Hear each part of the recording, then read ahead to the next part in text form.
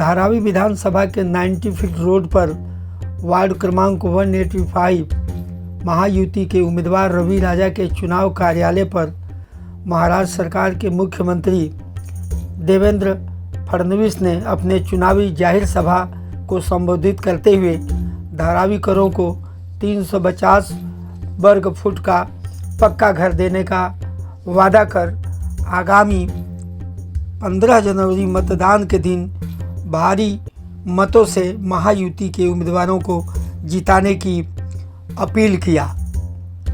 इस अवसर पर रवि राजा ने देवेंद्र फडणवीस को साल और भाजपा पट्टा से उनका स्वागत किया और कार्यक्रम का संचालन दक्षिण मध्य मुंबई जिला अध्यक्ष नीरज उभारे ने किया।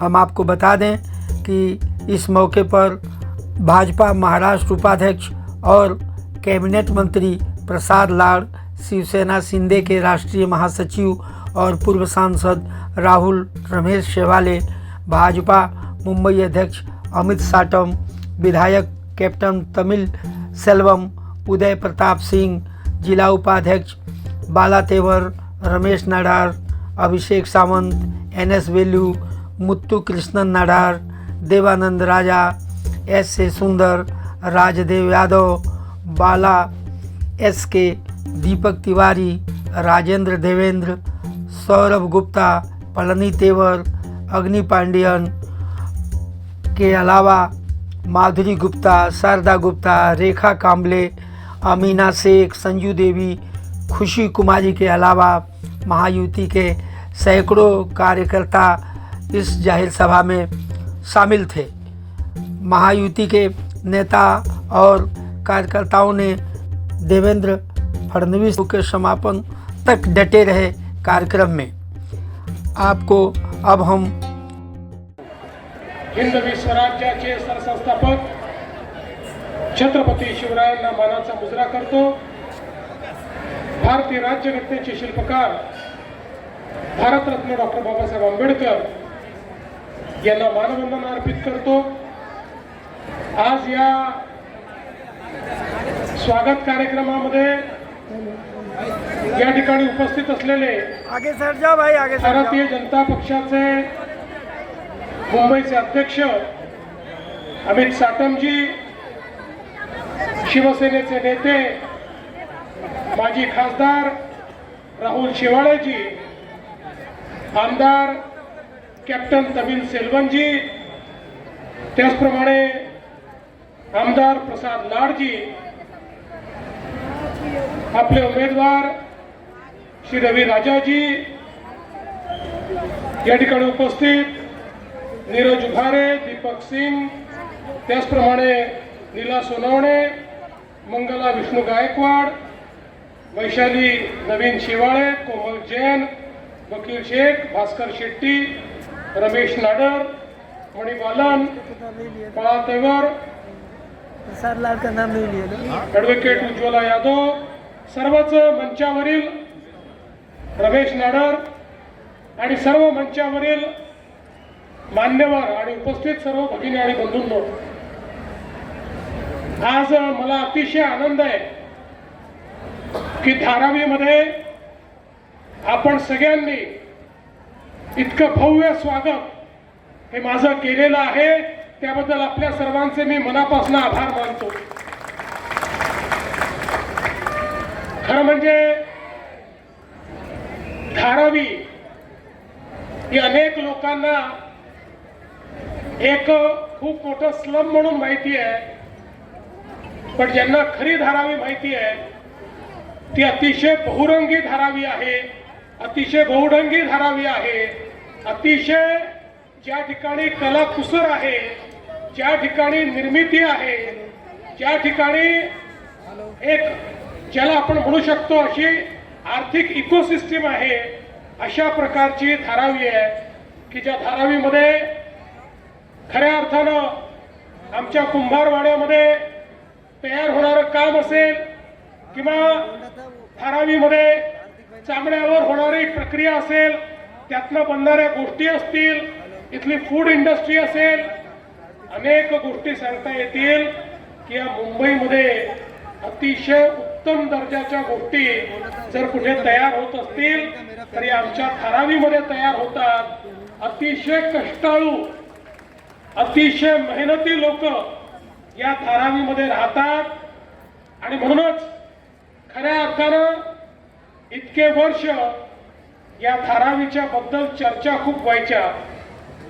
ज्यावेळी राजीव गांधी देशाचे प्रधानमंत्री होते त्यावेळी चर्चा झाली की धारावी एशियातलं सगळ्यात मोठं स्लम आहे आणि म्हणून याचा पुनर्विकास झाला पाहिजे. पण त्यानंतर 30 वर्ष निघून गेले, काही झालं नाही. पण माननीय मोदीजींच्या नेतृत्वामध्ये आपलं भाजप सेनेचं सरकार आलं आणि आम्ही या धारावीच्या पुनर्विकासाचा विषय हातामध्ये घेतला. आणि आज मला अतिशय आनंद आहे की रेल्वे विभागाची जमीन आपण मिळवली, अन्य जमीन देखील आपण मिळवली आणि धारावीचा पुनर्विकास सुरू केला. आणि मला सांगताना आनंद वाटतो, काही लोक खूप वेगवेगळ्या गोष्टी या ठिकाणी फैलवतात. म्हणून स्पष्टपणे सांगतो, धारावीतल्या सगळ्या पात्र लोकांना धारावीमध्येच या ठिकाणी त्यांचं हक्काचं घर मिळणार आहे.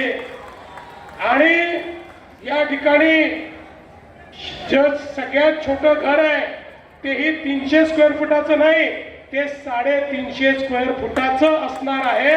हा देखील राज्य सरकारने निर्णय घेतलाय. आणि पूर्वीच्या काळामध्ये SRAच्या बिल्डिंग रिहॅबच्या ज्या व्हायच्या या व्हर्टिकल झोपडपट्ट्या होत्या. आम्ही सांगितलं चालणार नाही. धारावीत राहणाऱ्या प्रत्येकाचं क्वालिटी ऑफ लाईफ सुधारलं पाहिजे. एखाद्या प्रायव्हेट हाऊसिंग सोसायटीला लाजवेल अशा प्रकारचं रिहॅबचं डिझाईन हे आम्ही या ठिकाणी तयार केलेलं आहे. इथे राहणाऱ्या एक एक व्यक्तीला आपल्या जीवनातलं परिवर्तन लक्षात येईल. त्या बिल्डिंग्समध्ये ॲम्युनिटीज असतील, त्या बिल्डिंगमध्ये सोयी असतील, व्यवस्था असतील.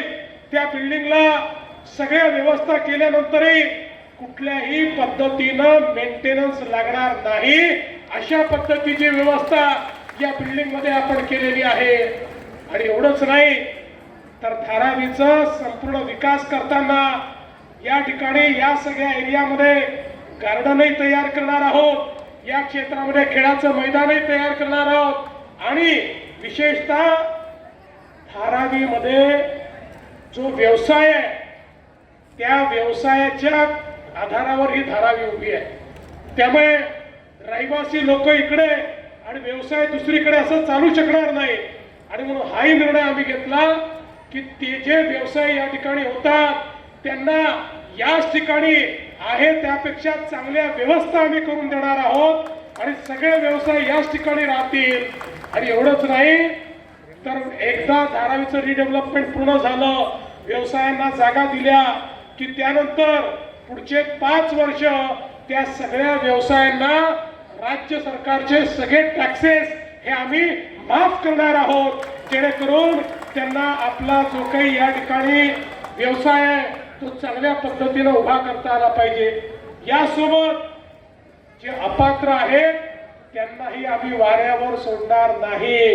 प्रत्येक अपात्रालाही या ठिकाणी आम्ही ठरवलंय की जे अपात्र आहेत त्यांनाही राहण्याकरता स्वतःचं हक्काचं घर हे आम्ही देणार आहोत.